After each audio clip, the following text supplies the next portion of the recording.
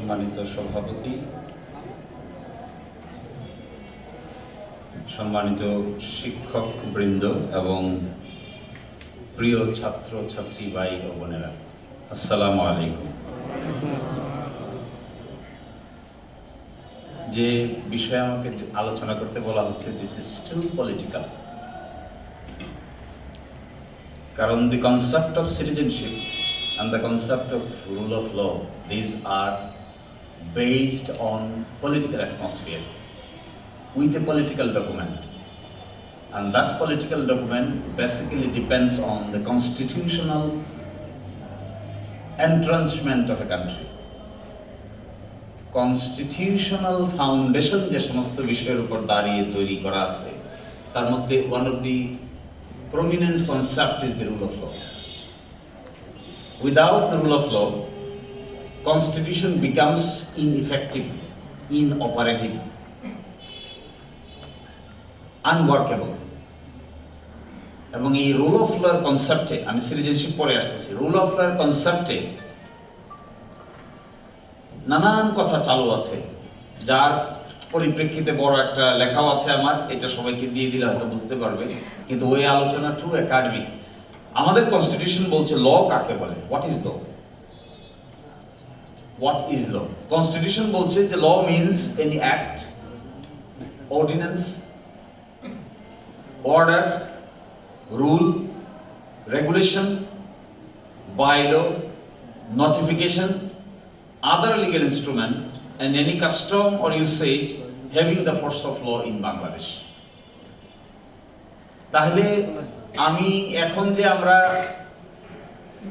Interim government যে ordinance জারি করে, দিস ইজ এ ল। জগন্নাথ বিশ্ববিদ্যালয়ের পক্ষ থেকে যে নোটিফিকেশন জারি করা হয়, দিস ইজ এ ল। জগন্নাথ বিশ্ববিদ্যালয়ের পক্ষ থেকে যে শিক্ষক কর্মকর্তা কর্মচারীদের চাকরি সংক্রান্ত যে বিধিমালা জারি করা হয়, দিস ইজ এ ল, বাইলস। এবং খুব ইন্টারেস্টিং একটা পয়েন্ট আছে, other legal instrument, any custom or usage. এইটা খুব ইন্টারেস্টিং ব্যাপার। কোন প্রথা কখন ল হয়, কোন একটা সোসাইটির রীতিনীতি কখন আইনে পরিণত হয়, এবং যে সমস্ত রীতিনীতির ফোর্স অফ ল আছে। ফর এক্সাম্পল, যেমন ধরুন আমরা রমজান মাসে কিংবা রিলিজিয়ান অন্য মাসে রিলিজিয়াস আদার কাউন্টার পার্টকে রেসপেক্ট করি। কোনো কিছুর সঙ্গে আমরা কালচারালি অ্যাকসেপ্টেড হওয়ার পরে এটাকে আমরা ডিনাই করি না, ডিফাই করি না, অ্যাটাক করি না। আপনি কোনো আইন দেখতে পাবেন না, এই জন্য কোনো আইন নেই। To show religious respect is no specific law, but this is customarily established. প্রথাগতভাবে এটা এস্টাবলিশ, আদার রিলিজিয়নকে we show respect. When other religious activities are coming, we are showing respect. Same to আমরা রমজান মাসে একটা এনভায়রনমেন্ট মেনে চলি, আবার পূজায় গেলে আরেকটা এনভায়রনমেন্ট মেনে চলি। এগুলোর জন্য কিন্তু কোনো আইন নাই, কোনো আইনে বলা নাই যে এটা করতে হবে, ওইটা করা যাবে না। There is no specific law, but this is what is an established norms and practices of a nation. এটা বাংলাদেশে আস্তে আস্তে গড়ে ওঠা বড় একটা প্রসেস। এই জন্য এটাকেও সোর্স অফ ল বলা হয়, অ্যাকসেপ্টেড কাস্টমস। খুব ইন্টারেস্টিং, আমাদের দেশে রুল অফ ল এর কনসেপ্টগুলো যেভাবে আসছে, সবচাইতে প্রবীণ, আমি জানি না এগুলো অনেক লিগ্যাল আলোচনা হবে, যারা লয়ের ছাত্র না তারা পছন্দ করবে কিনা, কতটুকু যাবে জানি না, but I want to make it simple. আমাদের দেশে এই আলোচনা শুরু হয়েছে এইথ অ্যামেন্ডমেন্ট কেসে। এইথ অ্যামেন্ডমেন্ট কেস কেউ জানতেন না, ঘটনাটা বললে হয়তো বুঝবেন। বাংলাদেশের 6টা ডিভিশনে একসময় হাইকোর্ট ছিল। এখন তো হাইকোর্ট, কানাডার মানুষ হাইকোর্ট দেখায়, কিছু দূর আগে ওখানে গেলে হাইকোর্ট বলে, হাইকোর্ট ছিল না, এটা অনেক লম্বা হাইকোর্ট। তা হাইকোর্ট তো ঢাকায়, হাইকোর্ট কিন্তু একসময় সারা বাংলাদেশের আরো 6টা জায়গায় ছিল। রংপুরে হাইকোর্ট ছিল, সিলেটে হাইকোর্ট ছিল, কুমিল্লা হাইকোর্ট ছিল, চট্টগ্রামে হাইকোর্ট ছিল। এই হাইকোর্ট যখন চলে যায়, এরশাদ সরকারের আমলে সংবিধান সংশোধন করে হাইকোর্ট থেকে হাইকোর্টের 6টা বেঞ্চ গঠন করা হয়। তখন এক ব্যক্তি, ওর নাম আনোয়ার হোসেন, এই আনোয়ার হোসেন এসে হাইকোর্টে একটা মামলা করতে আসেন। ওনার বাড়ি ছিল সিলেটে সুনামগঞ্জ জেলায়। তিনি যখন হাইকোর্টে এসে একটা মামলা করতে আসেন, নির্বাচনী কেস, তিনি নির্বাচনে হেরে গেছেন, এখন মামলা করবেন। হাইকোর্টে এসে আইনজীবী নিয়োগ দিয়েছেন। আইনজীবী বলছে সব কাগজপত্র রেখে যান, 2 দিন পরে আসেন। 2 দিন পরে আসছে। আইসা যখন আইনজীবীকে জিজ্ঞাসা করছে যে আমি মামলা ফাইল করতে চাই, আইনজীবী বলে মামলা আর ঢাকায় ফাইল করা যাবে না, হাইকোর্ট চলে গেছে সিলেটে। উনি বলে যে আমি ঢাকায় করব, আমি সিলেটে যাব না। বলে না, আমার ঢাকায় করতে পারবেন না, সিলেটে যেতে হবে, কারণ হাইকোর্ট চলে গেছে সিলেটে, সুনামগঞ্জ হলো সিলেটের অধীন। বলছে ন, কে আমাকে সিলেটে পাঠাবে? বলছে এরশাদ সরকার পাঠাইছে। বলে আমি এরশাদ সরকারকেই চ্যালেঞ্জ করব। এরকম ঠেটা লোক জগতে কমই থাকে। তো বলছে যে ঠিক আছে, তাহলে এরশাদ সরকারকে চ্যালেঞ্জ করা যাবে না, তাহলে কনস্টিটিউশন অ্যামেন্ডমেন্ট চ্যালেঞ্জ করতে হবে, যে সংবিধানকে সংশোধন করে 6টা জায়গায় পাঠানো হয়েছে হাইকোর্ট, এটাকেই সহজ চ্যালেঞ্জ করতে হবে। তিনি বলেন আমি এটাই চ্যালেঞ্জ করতে চাই। এইটা চ্যালেঞ্জ হলো, হাইকোর্ট ডিভিশন বলল যে আপনি যে চ্যালেঞ্জ করছেন আপনার মামলার কোনো ভিত্তি নাই, সামারালি খারিজ। এইটার বিরুদ্ধে তিনি আপিল করে সুপ্রিম কোর্টে গেলেন। সুপ্রিম কোর্ট বললেন এই যে বাংলাদেশের 6 জায়গায় হাইকোর্ট প্রতিষ্ঠা করা হয়েছে এটা অসাংবিধানিক, আবার 6টা হাইকোর্টকে একটা হাইকোর্টে রূপান্তর করতে হবে, এবং এই 6 হাইকোর্ট মিলে এখন এক হাইকোর্ট হয়েছে। এই মামলায় প্রথম দি concept of basic structure comes. খুব জটিল আলোচনা, কিন্তু এগুলো একাডেমিক। আমার ধারণা এই একাডেমিক আলোচনার জন্যই আমাকে ডাকা হয়েছে আর কি। দি concept of basic structure. What is the concept of basic structure? Basic structure means সংবিধানের যে পিলারগুলোকে নষ্ট করে দিলে কনস্টিটিউশন বিকামস ইনঅপারেটিভ, এটাকে পার্লামেন্টও চেঞ্জ করতে পারে না, এটার নাম বেসিক স্ট্রাকচার। ফর এক্সাম্পল, কেউ যদি বলে Bangladesh will be an autocratic country, will not be a democratic country, তো বলছে এটা যদি পার্লামেন্টের 300 সদস্য একমত হয়ে বলে তাও সম্ভব না। এখন যদি বলে বাংলাদেশের জুডিশিয়ারি ইন্ডিপেন্ডেন্স হবে না, এটা ডিপেন্ডেন্ট জুডিশিয়ারি হবে, সাবঅর্ডিনেট জুডিশিয়ারি হবে, বলছে এইটা যদি বাংলাদেশের জনগণ 18 কোটি জনগণ একসাথে হয়েও বলে তাও ইন্ডিপেন্ডেন্স অফ জুডিশিয়ারির বিরুদ্ধে করা যাবে না কিছু। ফর এক্সাম্পল, বাংলাদেশ একটা unitary state, rule of law নাই। এখন যদি বলি যে জগন্নাথ বিশ্ববিদ্যালয়ে রুল অফ ল থাকবে না, ভিসি স্যার যা বলবে তাই, প্রক্টর সাহেব যা বলবেন তাই, ওটা যা বলবেন তাই, বলছে এইটা কোনোদিন আইন হইতে পারে না। সব শিক্ষক একসাথে হইলেও আইন হবে না। সব ছাত্র যদি একসাথে হয়ে বলে যে জগন্নাথ বিশ্ববিদ্যালয়ে এখন থেকে আর পরীক্ষা হবে না, যে যার মতো পাস নিয়ে নিবে, সবাই একসাথে হইলে ওইটা পসিবল না। Because this are the concept which are based on the concept of rule of law. এই ল এর কনসেপ্টের বিরুদ্ধে যদি কোনো জিনিস নিয়ে দাঁড়ায় কেউ, এই দাঁড়ানোটা অবশ্যই অ্যাকসেপ্টেড হবে না, সকলে একমত হলেও হবে না। বাংলাদেশে যেমন আমরা যদি এখন বলি যে বাংলাদেশ একটা ডিক্টেটরিয়াল স্টেট হবে, Bangladesh will be a country not governed by the constitution, will be governed by the will of the শাসক, বলছি না, এটা কখনো অ্যাকসেপ্টেড হতে পারে না, এটা কখনো অ্যাকসেপ্ট করা যাবে না। এই জন্য 8th অ্যামেন্ডমেন্টের মামলা, এবার যদি কারো ইন্টারেস্ট থাকে লিখে নিতে পারেন। 8th অ্যামেন্ডমেন্টের মামলা, যেটা নাকি গেলে পাবেন, এক জায়গায় গেলে এটা পেয়ে যাবেন, আইনের ছাত্র ছাড়া বাকিরা বুঝবেন না। 41 DLR Appellate Division, page 165. This judgment is the cornerstone of Bangladeshi Foundation. এই জাজমেন্টের ভিত্তিতেই বাংলাদেশে প্রথম concept of basic structure establish হলো এই মামলায়। খুব ইন্টারেস্টিং, তার আগে ভারতে একটা কেস হলো, ওটার নাম কেশবানন্দী ভারতী ভার্সেস বাংলাদেশ। ইন্দিরা গান্ধীর তো অনেক নাম শুনেছেন, ইন্দিরা গান্ধীর কুকর্মের কথা শুনেন নাই। ইন্দিরা গান্ধীর অনেক কুকর্ম করেছিলেন, সেই কুকর্মের একটা কুকর্ম ছিল ইমার্জেন্সি জারি করে দেন। ইমার্জেন্সি জারি যখন করে দেন তখন ইন্টারেস্টিং, আমাদের দেশের অ্যাটর্নি জেনারেলরা তো খালি সরকারের পা চাটে, কিন্তু দেখেন ওই দেশের অ্যাটর্নি জেনারেল কি করছিল। যখন এই ইমার্জেন্সি জারি করে সারা ভারতে 1 লক্ষ লোককে অ্যারেস্ট করে, 1 লক্ষ লোককে অ্যারেস্ট করলে পরে Kolkata high court, Guwahati high court, Nagpur high court, Delhi high court Karnataka high court, এই হাইকোর্টগুলোতে মানুষ গিয়ে বেল চায়। হাইকোর্ট বলে ইমার্জেন্সি পিরিয়ডে আমরা বেল দিতে পারবো না, কারণ ইমার্জেন্সি চলছে দেশে। দেন এই সবগুলোর বিরুদ্ধে আপিল যায় ইন্ডিয়ান সুপ্রিম কোর্টে। ইন্ডিয়ান সুপ্রিম কোর্টে যখন আপিল হয়, তখন অ্যাটর্নি জেনারেলকে প্রাইম মিনিস্টার চিঠি লিখে বলেন যে সরকারের পক্ষে অ্যাটর্নি জেনারেল যেন এই ইমার্জেন্সিকে সাপোর্ট করে সুপ্রিম কোর্টে মামলা পরিচালনা করে।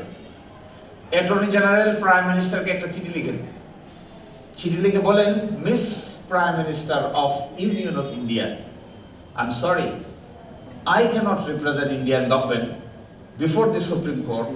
The reason behind, I am Attorney General. What I have learned in my whole life, the rule to establish rule of law, and what you are dictating to me is contrary to the concept of rule of law. এই জন্য আমি দুঃখিত, ভারতের সরকারকে আমি supreme কোর্টের সামনে আইনজীবী হিসেবে ডিফেন্ড করতে পারলাম না। I am sorry and hereby I am resigning as an attorney general. এবং তিনি রিজাইন করে গেলেন। আজকে পারবেন এগুলো করতে, দেখাতে পারবেন?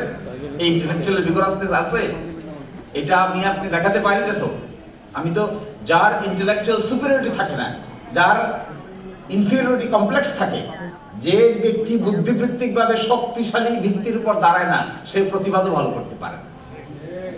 আচ্ছা বলেন, অ্যাটর্নি জেনারেলের অফিস, একটা ল অফিস, একটা বিশ্ববিদ্যালয়ের শিক্ষক, এগুলো কি কে সরকার কে বেসরকার এগুলো দেখার কথা?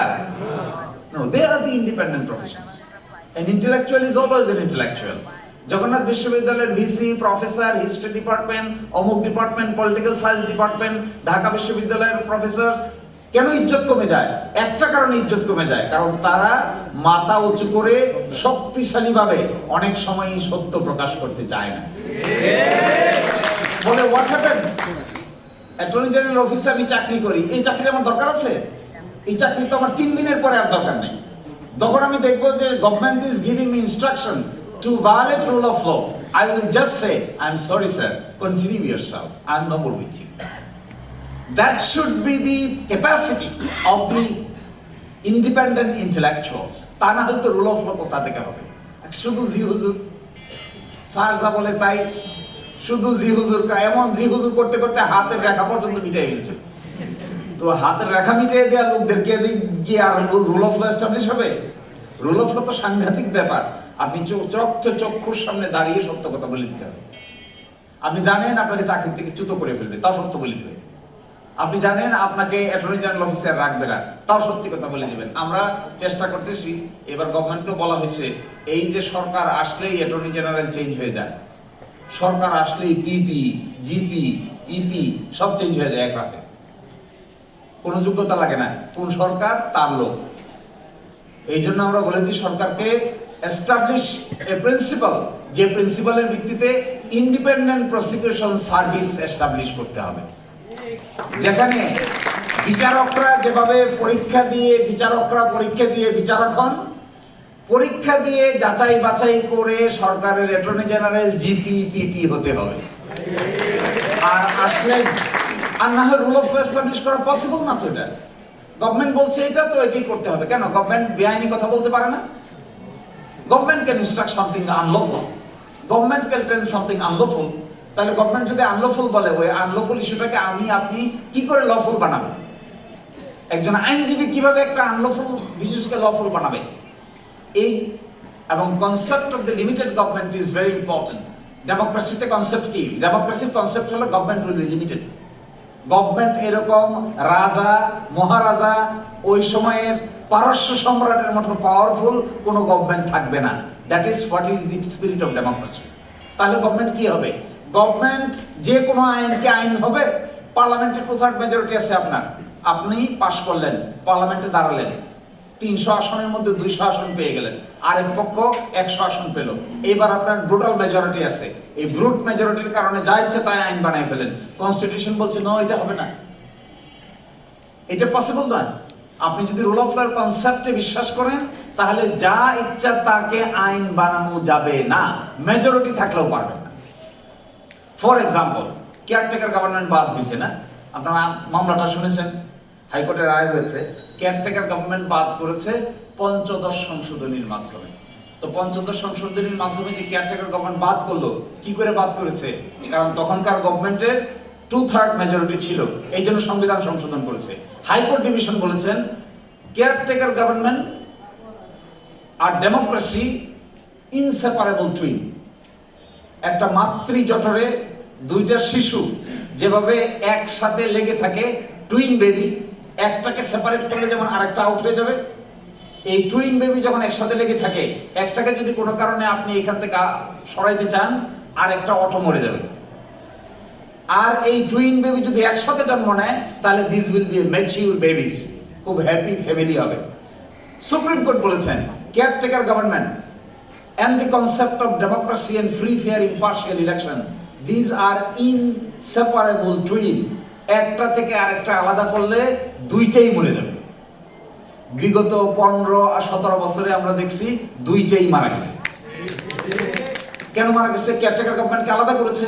কেয়ারটেকার গভর্নমেন্ট যেখানে নাই, ফ্রি ফেয়ার ইলেকশন নাই, ফ্রি ফেয়ার ইলেকশন যেখানে নাই, ডেমোক্রেসি নাই, ডেমোক্রেসি যেখানে নাই, অটোক্রেসি আছে, রুল অফ ল নাই, ডিক্টেটরিয়াল গভর্নমেন্ট এস্টাবলিশ হয়েছে। সারা পৃথিবী জুড়ে এটা আলোচিত হয়েছে যে Bangladesh becomes an authoritarian government. এই যে Bangladesh become an authoritarian government, এটা কোনো পার্টির বিষয় না, বাংলাদেশের বিষয়। আমরা ব্র্যান্ডেড হয়েছে এইভাবে। আমার তো মনে আছে ওয়াশিংটনে গিয়েছি, ইউকেতে গিয়েছি, ইউএসএতে গিয়েছি, যখন সেমিনারে সিম্পোজিয়ামে প্রথম আইডেন্টিফাই করে, oh Bangladesh, oh you have become by in the mean time an authoritarian government. What does it mean? People in the outside world do not consider us as a democratic state. They consider us as an autocratic government-run regime state. তা যদি হয় তাহলে rule of লর concept থাকবে কোথায়? আপনি prime minister, আরেকজন minister, আরেকজন VC, আরেকজন মন্ত্রী, আমি উকিল, আরেকজন ডাক্তার, আরেকজন ইঞ্জিনিয়ার। রিলেশনশিপের বেসিস কি? রিলেশনশিপের বেসিস হলো আইনের কাঠামোর মধ্যে ফাংশন করবে। আইনের কাঠামোর বাইরে গেলে আর ফাংশন করা যাবে না।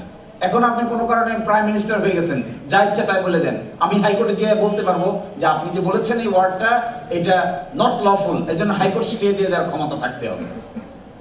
এক প্রাইম মিনিস্টার যদি একটা ইস্যু করে, মেমোরেন্ডাম ইস্যু করে, মেমোরেন্ডামটা আমি গিয়ে যদি হাইকোর্টে চ্যালেঞ্জ করতে না পারি, আমি একজন সিটিজেন, আমি গিয়ে বলবো হাইকোর্টকে প্রাইম মিনিস্টার যে জিনিসটাকে ইস্যু করেছেন, যে চিঠি দিয়েছেন, যে আদেশ দিয়েছেন, যে বিজ্ঞপ্তি দিয়েছেন, যে বিজ্ঞাপন দিয়েছেন, আমি হাইকোর্টে বলবো দিস ইজ আনকনস্টিটিউশনাল।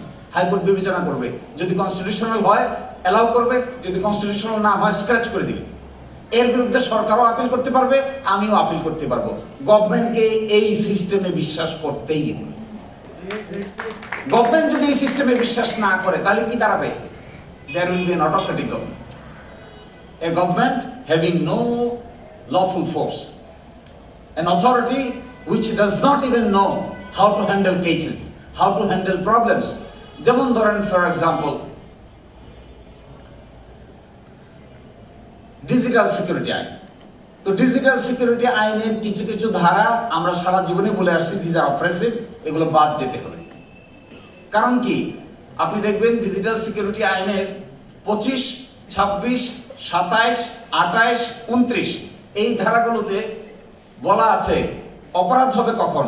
কেউ যদি কাউকে উত্তপ্ত, বিরক্ত করে তাহলে এটা অপরাধ হয়। আচ্ছা বলেন, আমি ফেসবুকে লিখলাম অমুক অমুকের চেহারা কুৎসিত, তো যার চেহারা কুৎসিত লিখবো সে বিরক্ত হবে না? দুর্নীতি দমনের কমিশনের অফিসার দুর্নীতি করছে, আমি ফেসবুকে লিখে দিলাম যে অমুক দিন অমুক তারিখে এইভাবে দুর্নীতি দমন কমিশনের অফিসার আমার কাছ থেকে 26 লাখ টাকা নিয়ে নিয়েছে। তো ওই লোক বিরক্ত হবে নাকি আদর করবে? বিরক্ত হইতে হবে। বলে দিলাম জগন্নাথ বিশ্ববিদ্যালয়ের প্রক্টর এইভাবে অমুকের সঙ্গে গোপন বৈঠক করে অমুক ছাত্রদেরকে সহায়তা করছে। প্রক্টর সাহেব কি খুশি হবেন না বেজার হবেন? বেজার হবেন না? বেজার বিরক্ত হবেন তো, কাজটা কি করলো ছাত্রটা, বিরক্ত হবে। এই প্রফেসর বেলাল সাহেব ইতিহাস পড়াইতে গিয়ে ভালো পড়ায় না, উল্টাপাল্টা কথা বলে, আর ক্লাসের মধ্যে লেখাপড়া না করে আসে, চুথা নিয়ে আসে, 10 বছর আগে কি প্রস্তুতি নিয়েছিল এটা পড়ায় চলে যায়, আর কোনো কিছু পড়ায় না। ছাত্ররা এটা লিখে দিল ফেসবুকে, এবার পরের দিন মার্কশিটে মার্ক বেশি দিবে না কম দিবে? একটু কমেই দিবে, কারণ তিনি বিরক্ত হবেন। বিরক্ত হবেন তো। এখন কে কোন কারণে উত্তক্ত হয়, কে কোন কারণে বিরক্ত হয়, কে কোন কারণে এটাকে মেনে নিতে পারে, কে কোন কারণে মেনে নিতে পারে না। ফর এক্সাম্পল, একটা কেস আসছিল আমার কাছে। ইনকিলাব পত্রিকার এক রিপোর্টার দুর্নীতি দমন কমিশনের এক অফিসারের বিরুদ্ধে একটা রিপোর্ট করছে যে এক ব্যক্তির সঙ্গে টাকা লেনদেন করে 5 কোটি টাকা ঘুষ নিয়ে তাকে দুর্নীতির অভিযোগ থেকে বেকসুর অব্যাহতি দিয়েছে। এটা সোর্স কি? সোর্স হলো আরেকজন অফিসার যে হয়তো ওই টাকার ভাগ চাইছিল, পায় নাই, সে আবার এই তথ্য সাংবাদিককে দিয়ে দিছে। তো যে সাংবাদিককে দিয়ে দিছে, সাংবাদিক এটা বড় করে হেডলাইন ইনকিলাব পত্রিকায়, আতাতের মাধ্যমে অব্যাহতি। তা আতাতের মাধ্যমে হাইকোর্ট দেখে কি রে বাবা, আতাতের মাধ্যমে অব্যাহতি? ওই লোক এসে হাইকোর্টে মামলা করছে, হাইকোর্ট রুল ইস্যু করছে, সাংবাদিককে ডাকো, কি হয়েছে? সাংবাদিক আসছে, আমি সাংবাদিকের পক্ষে। তো সাংবাদিক এসে বলে যে আমাকে অমুক এই তথ্য দিছে, অমুককে অমুক, অমুক বলে আমার নাম বলেন না, তাহলে কিন্তু আমার বিপদ হবে। বিরক্তির ধরন দেখে, বলে নাম বলা যাবে না। হাইকোর্ট অনেক দিন শোনার পরে, 3 দিন ধরে শুনানি হওয়ার পরে হাইকোর্ট রায় দিয়ে বলছে যে কার কাছ থেকে এরকম বিরক্তিমূলক তথ্য পাওয়া গেল তার নাম ডিসক্লোজ করার কোনো দরকার নাই, এটা গোপন রাখতে হবে, আর না হলে তো প্রক্টর সাহেব অ্যাকশন নিয়ে নেবে। অ্যাকশন নিয়ে নিবে না? ওই ছাত্র, যে ছাত্র প্রক্টর সাহেবের বিরুদ্ধে বলার কারণে ফেসবুকে লেখা হয়েছে, প্রক্টর সাহেব যদি জানতে পারে যে এই ছাত্র এইভাবে তার বিরুদ্ধে এই কাজ করছে, ওই ছাত্র 12টা বাজায় ছাড়বে না? এই জন্য এটাকে লুকাইয়ে রাখতে হবে। এই উত্তপ্ত বিরক্ত ডেফিনেশন থাকতে হয় অপরাধী। যদি কোনো আইনে ডেফিনেশন না থাকে সুনির্দিষ্ট, তাহলে সেটাকেও আইন মানা পসিবল হয় না। তাহলে যে কথাটা আমি বলতে চাচ্ছি এখানে কনক্লুশনে বলতে চেয়েছি, the concept of rule of law always a concept of limited government, always a concept of limited government. এখানে পারস্য সম্রাট না, গভর্নমেন্ট মানে পারস্য সম্রাট না, গভর্নমেন্ট মানে রাজা বাদশা না, গভর্নমেন্ট মানে মোগল সম্রাটের মতো আচরণ না, গভর্নমেন্ট মানে functioning within the period of law, within the system of law. গভর্নমেন্টের অর্ডার যেই পালন করেন, পাস করেন না কেন, এটা কোর্টে যাওয়া যাবে, কোর্টে গিয়ে চ্যালেঞ্জ করা যাবে, তার বিরুদ্ধে আপিল হবে, তার বিরুদ্ধে রিভিউ হবে। গভর্নমেন্টকে এই সহ্য ক্ষমতা বিল্ড আপ করতে হবে, এটার নাম rule of law. Suppose for example, Jagannath বিশ্ববিদ্যালয়ের ভিসি সাহেবরা, সিন্ডিকেট আছে না, সিন্ডিকেটে বসে এক ছাত্রত্ব বাতিল করে দিল। কেন? বিশৃঙ্খলা করেছে। তো ছাত্রত্ব বাতিল করে দিয়েছে, কেউ বিশৃঙ্খলা করেছে। এই বিশৃঙ্খলার বাতিল করার কারণে এই ছাত্রের অধিকার থাকতে হবে হাইকোর্টে বলা, বিচার দেওয়া যে এই জগন্নাথ বিশ্ববিদ্যালয়ের সিন্ডিকেট যে সিদ্ধান্তটা নিয়েছে, এটা জগন্নাথ বিশ্ববিদ্যালয়ের অধ্যাদেশ অনুযায়ী সঠিকভাবে নেয় নাই, এটা চ্যালেঞ্জ করার ক্ষমতা থাকতে হবে। এই বিসির আবার ক্ষমতা থাকতে হবে যে যদি হাইকোর্ট বলে যে সত্যিই নেয় নাই আইন অনুযায়ী, তাহলে তারও আবার আপিল করার ক্ষমতা থাকতে হবে। যদি এগুলোকে বন্ধ করে দেওয়া হয়, তাহলে সোসাইটিতে ডিসপিউট রেজলিউশন মেকানিজম নষ্ট হয়ে যাবে। খুব হয় না, আমি এই কাজ করি নাই, তাও সিন্ডিকেট তদন্ত করে আমার বিরুদ্ধে অ্যাকশন নিয়েছে, আমি ক্ষুব্ধ, আমি যাবো কোথায়?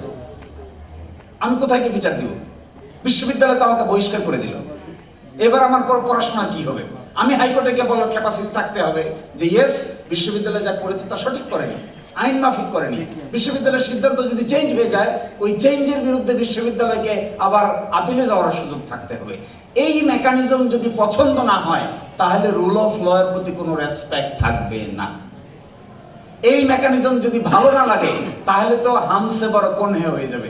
ভিসি মানে মহা পারস্য সম্রাট, প্রক্টর মানে 2 চোখে আর মানুষ দেখবে না, তারপরে বিশ্ববিদ্যালয়ের প্রফেসর মানে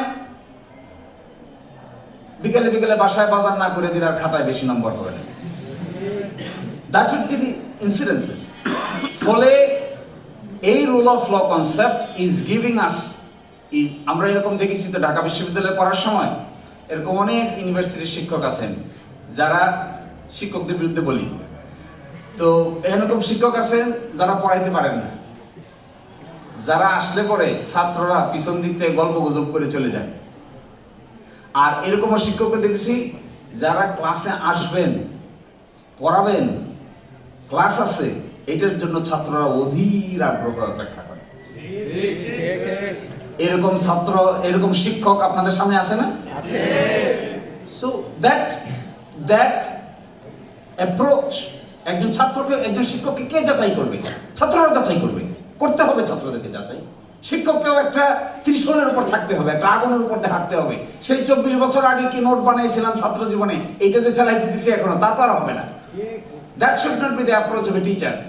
আমি তো মনে করি যে এই শিক্ষকদেরকে চ্যালেঞ্জ করার মতো ছাত্র যেখানে থাকবে, সেখানে শিক্ষকরাও অধিকতর সচেতন হতে বাধ্য হবে। এই জন্য তোমাদের কাজ হবে, এখানে কিন্তু এরকম না, বিদেশে তোমরা যারা যাও দেখবা, তোমাদের স্যাররা যারা ডক্টরেট ডিগ্রি হোল্ডার, যারা মাস্টার্স করেছে বিদেশে, তারাও দেখবে ওখানে ছাত্র আর শিক্ষকদেরকে সিনিয়র স্কলার আর জুনিয়র স্কলার বলা হয়। আমাদের এখানে তো ছাত্র মানে হলে কিছুই জানে না, আর মাস্টার মানে হলো আল্লাহ রাসূল সবাই জানে।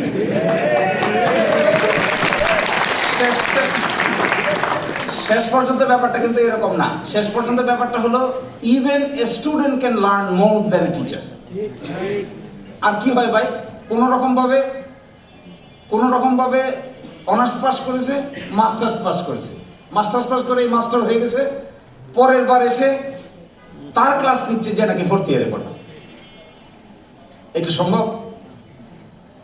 বিশ্ববিদ্যালয়ের শিক্ষক তো হওয়া উচিত অনার্স পাস করবে, মাস্টার্স পাস করবে, বিদেশে মাস্টার্স করবে, পিএইচডি করবে, তারপরে এসে বিশ্ববিদ্যালয়ের শিক্ষক। তাহলে কি হবে? তাহলে student will receive more experience teachers who can really deliver the development of knowledge. তো ডেভেলপমেন্ট অফ নলেজ তো আমি আগে ছিলাম 4th ইয়ারের ছাত্র, এর আগে ছিলাম মাস্টার্সের ছাত্র, এখন পড়াইতেছে আবার 4th ইয়ারের ছাত্র। কি ডেভেলপমেন্ট হয়েছে আমার?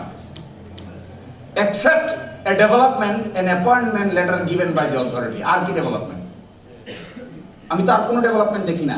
ফলে ইন্টেলেকচুয়াল, এই যে টিচারদের পক্ষ থেকে এই যে হাম্বলনেস, ছাত্রদের পক্ষ থেকে এই যে এক ধরনের চ্যালেঞ্জিং টেন্ডেন্সি, এইটা দেখবা অনেক বেশি কনসেপ্ট অফ অথরিটারিয়ানিজমকে ডেস্ট্রয় করে দেবে। বরং এটা কনসেপ্ট অফ নলেজ শেয়ারিং হবে। এই concept of knowledge sharing is more important. আমাদের হাইকোর্টে কি হয়, জজরা মনে করে আল্লাহ দুনিয়া সব জানে, তো মাঝে মাঝে তো আমরা জজদের সঙ্গে অনেক অল্টারনেশন হয়।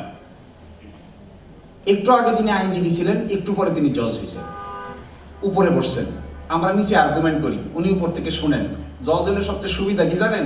কথা কইতে হয় না, চুপ থাকা যায়। আর চুপ থাকলে কি মনে হয়? জ্ঞানী লোক।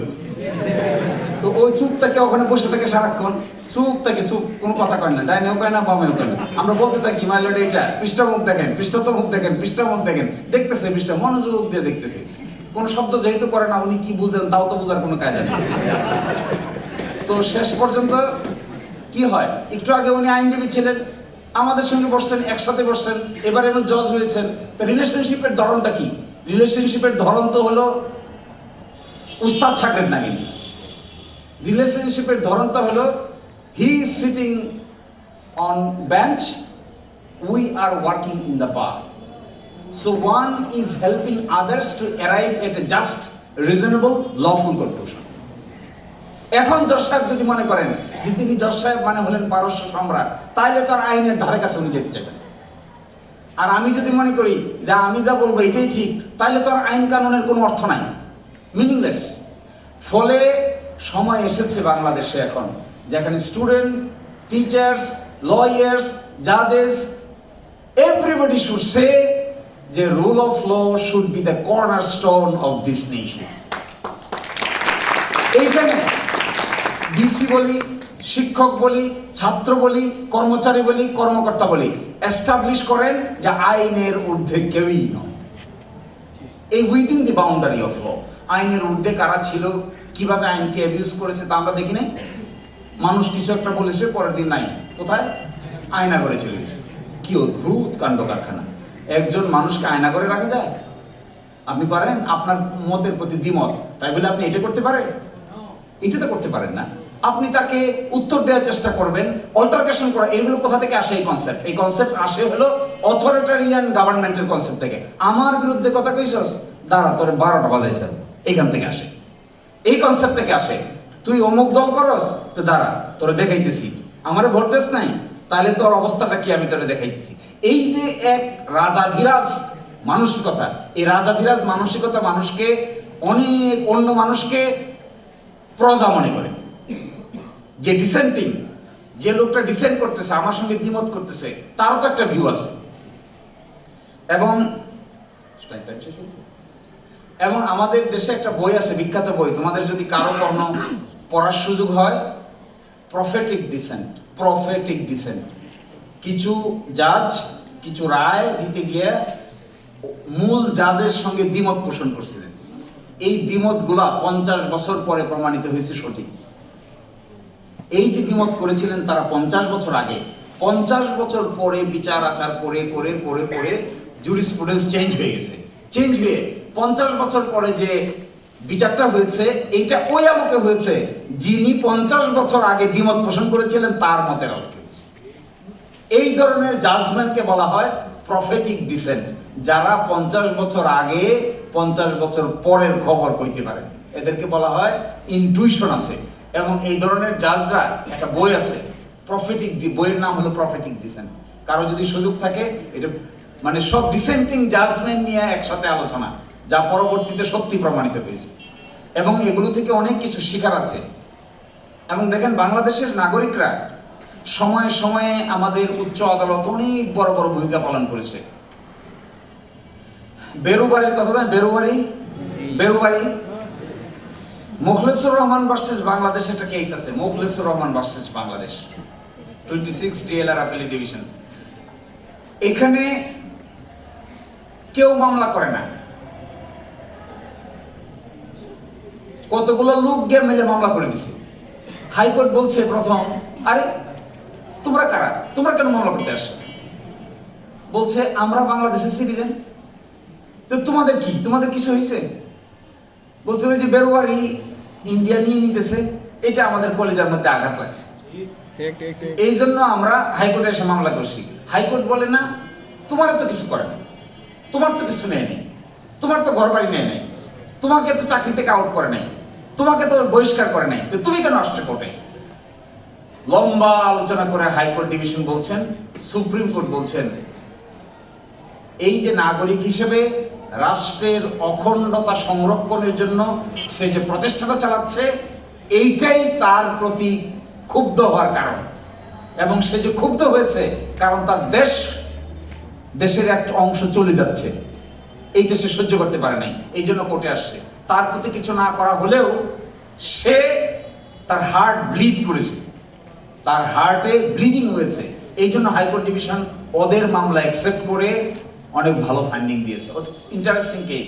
আপনারা তত্ত্বাবধায়ক সরকারের মামলা যে বাতিল হয়েছিল, তত্ত্বাবধায়ক সরকার, এই মামলার বাদীকে, আমি সিটিজেনের কথা বলছি, রেসপন্সিবিলিটির ধরন থেকে, এই মামলার বাদী কিন্তু কোনো একজন ব্যক্তি মাত্র। কেয়ারটেকার গভর্নমেন্টের মামলার বাদী একজন ব্যক্তি। তারা বলছে কেয়ারটেকার গভর্নমেন্ট এস্টাবলিশ করেছেন, এটা আনকনস্টিটিউশনাল। হাইকোর্ট ডিভিশন বলছে সামারিলি রিজেক্ট করে দিলাম। আপিল করছে সুপ্রিম কোর্টে। সুপ্রিম কোর্টে আপিল করলে বলে সুপ্রিম কোর্ট স্লিম মেজরিটিতে ভাগ হয়ে গেছে, একদিকে 4 জন আর একদিকে 3 জন ভাগ হয়ে ওটাকে স্ক্র্যাচ করে দিছে। এইবার যে 15th অ্যামেন্ডমেন্ট বাদ হলো, আবার যে তত্ত্বাবধায়ক সরকার ফিরে আসতেছে, এইটার মামলার বাদীকে বদিউল আলম মজুমদার।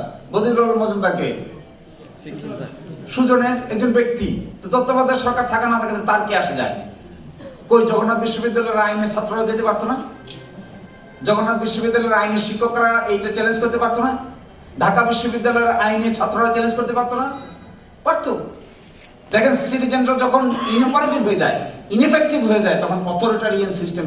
এইবার ছাত্ররা 5ই আগস্টে যা করেছে, নিজেদের ঘাড়ে এই দায় দায়িত্ব নিয়ে, তাতে একটা কর্তৃত্ববাদী সরকার পালিয়ে যেতে বাধ্য হয়েছে। এই কর্তৃত্ববাদিতার বিরুদ্ধে ছাত্ররা যদি না দাঁড়াইতো, কি হতো? এই প্রক্টর সাহেব প্রক্টর হইতে পারতেন?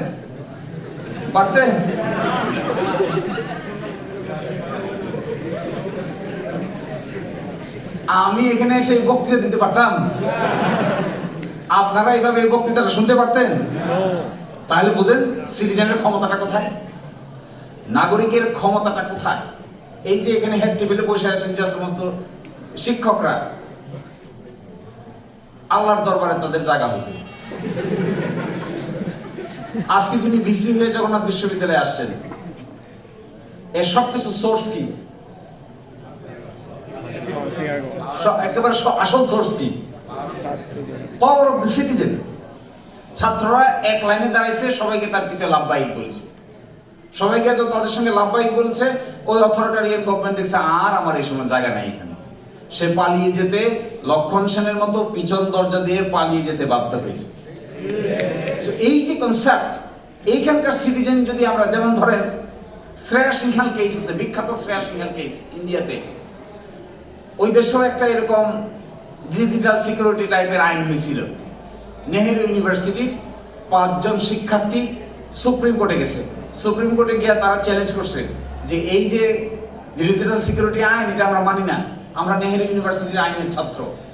সুপ্রিম কোর্ট শুনে সেই ছাত্রদের পিটিশনের ভিত্তিতে ডিজিটাল সিকিউরিটি আইনের মতো একটা আইন ছিল ওখানে, সেকশন 66 কে অসাংবিধানিক ঘোষণা করে দিয়েছে। এই জন্য this is very important to work যদি করা না যায়, ছাত্ররা যদি জেগে না ওঠে, সিটিজেনরা যদি জেগে না ওঠে, তাহলে অথরিটারিয়ানিজম উইল বি এস্টাবলিশ। এবং ধরেন ইলেকশন আসে, ইলেকশন আসতেছে, তো ইলেকশন আসলে কি হবে? কত বড় বড় কতগুলো জিনিস হবে দেখবেন আমাদের দেশে। যারা ঋণ খেলাপিয়ারা প্রার্থী হবে, দেখেন নাই? ঋণ খেলাপিরা প্রার্থী হয়। যে লোক ঋণ খেলাপি, সে যখন এমপি হয়ে, মন্ত্রী হয়ে আবার পার্লামেন্টে যায়, তাহলে এর পরবর্তীতে এসে যখন মন্ত্রী হয়, আগে যদি ব্যাংকের 2% নিয়ে থাকে, পরের বার ব্যাংকের শাখা পর্যন্ত নিয়ে চলে যায়। আপনারা দেখেন না এই দেশে একজন ব্যক্তি এক রাতে 6টা ব্যাংক দখল করে নিয়েছে, দেখেছেন? কি করে হয়? ব্যাংক বানাইছে লোকেরা, একটা প্রাইভেট কোম্পানি ব্যাংক বানাইছে, ইসলামী ব্যাংক। সবাই মিলে তারা এই দেশে ভালোই ব্যবসা বাণিজ্য করতেছিল। করে একদিন সকালবেলা খবর দিছে, কোথায়? রেডিসন হোটেলে দাওয়াত।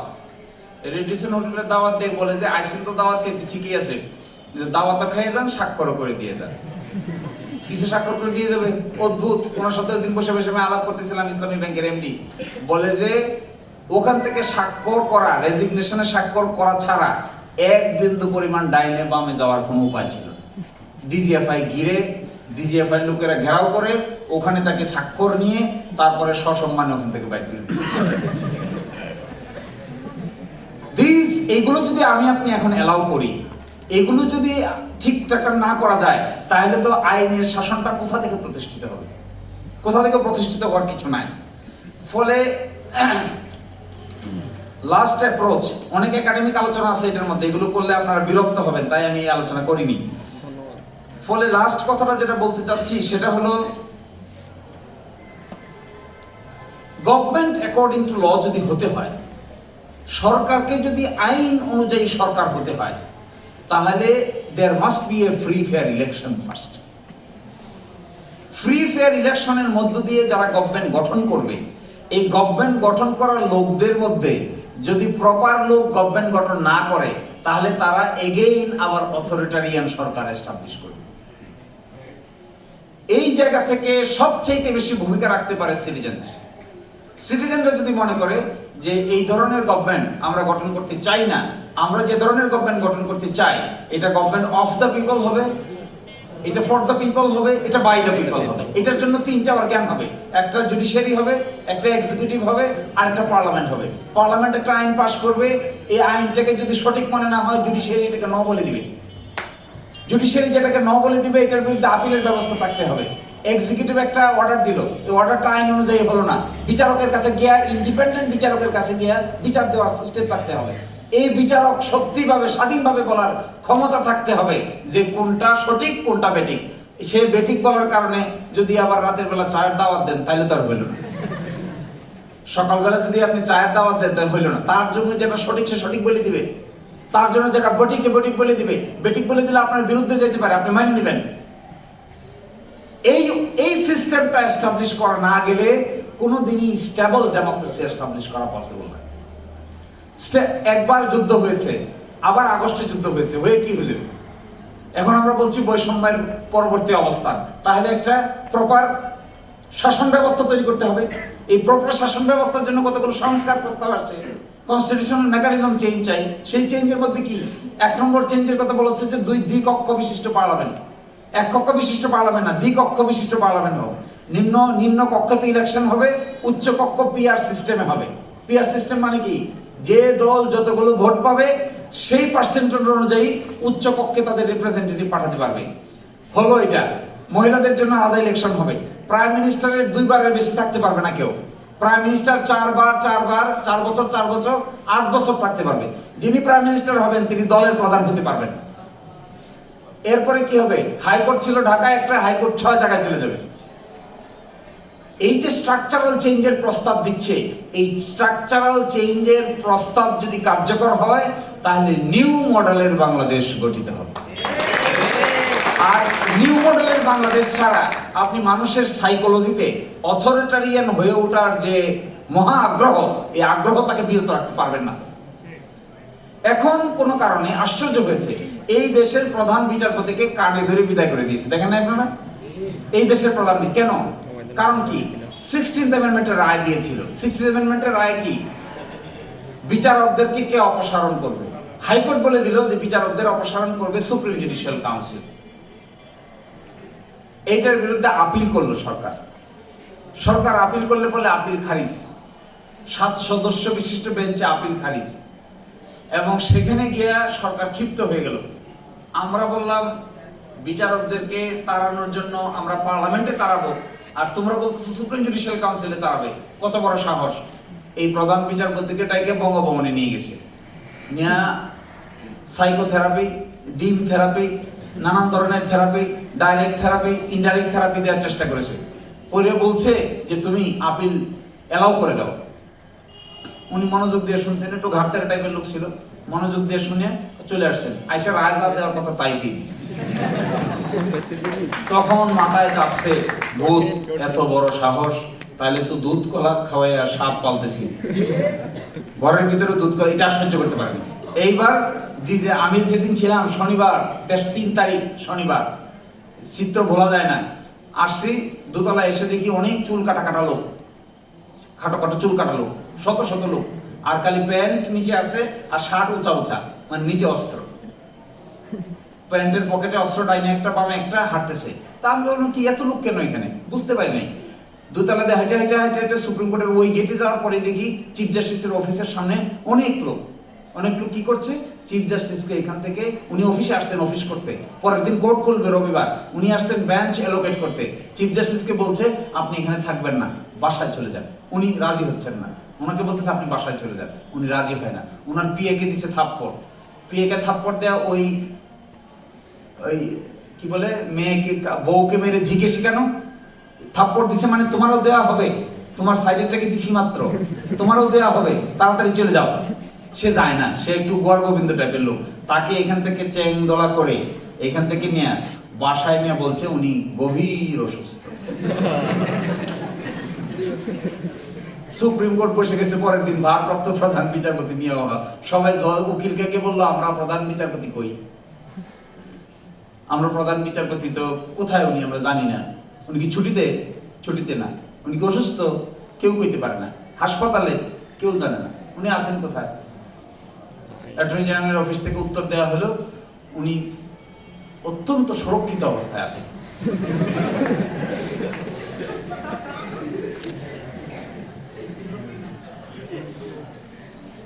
উনি ওনার আত্মজীবনীতে লিখেছেন এ ব্রোকেন ড্রিম, বই যদি কেউ পড়ে থাকেন, এ ব্রোকেন ড্রিমে লিখছেন সিঙ্গাপুরে আসছি, বাংলাদেশে আসবো।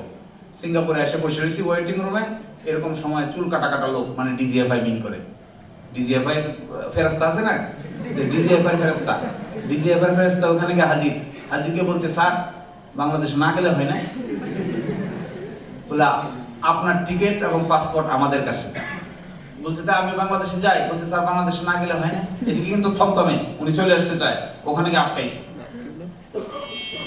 দেখেন, এই যদি হয় অথরিটারিয়ান গভর্নমেন্টের আচরণ, তাহলে জীবনে কোনোদিন রুল অফ ল এস্টাবলিশ করা সম্ভব?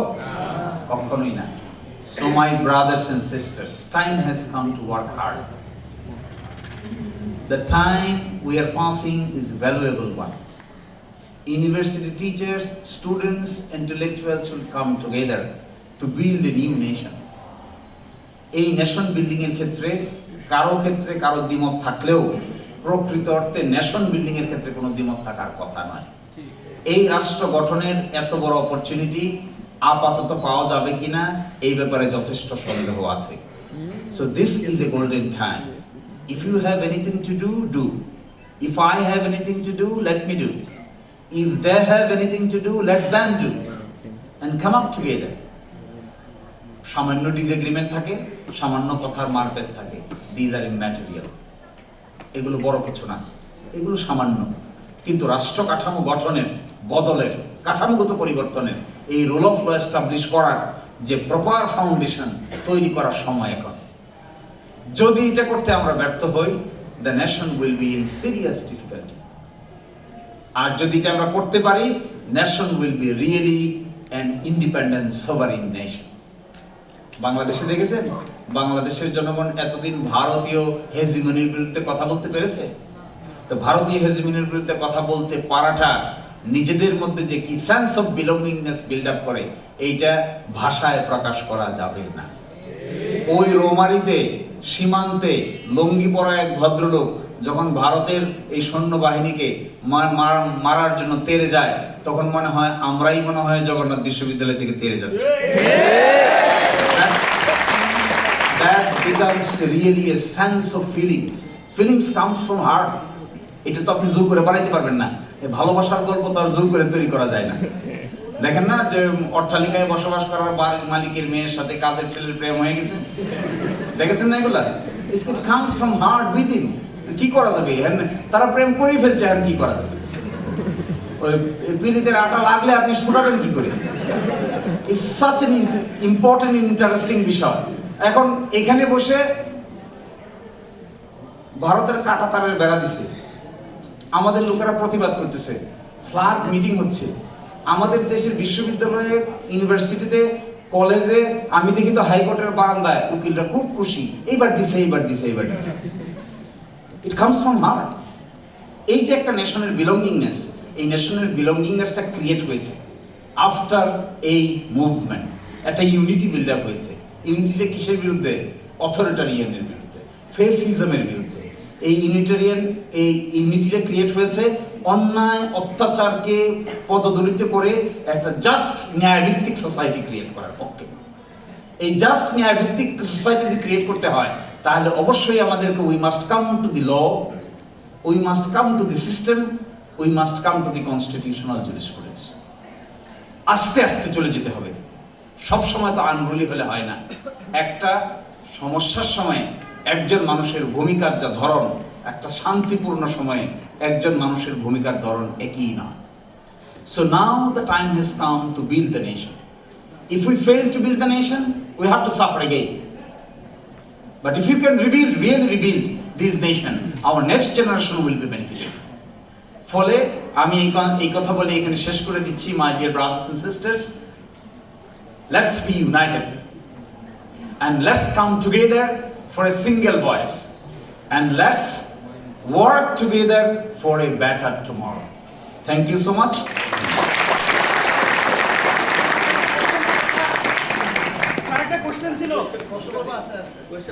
Thank you. আমার প্রশ্ন আপনারা লিখে রাখেন, আমরা অনেক প্রশ্ন আমাদের থাকবে। তো হিসেবে একটা প্রোগ্রাম আছে যাদের সঙ্গের সাথে আমার মনে হয় ওনার ব্যস্ততা আছে। আমরা সংক্ষিপ্ত আমাদের প্যানেল ডিসকাশন আলোচনা শুনবো, তারপরে একটু বিশ্রাম নেবেন, এরপর আমরা অল্প একটা প্রশ্ন নিব।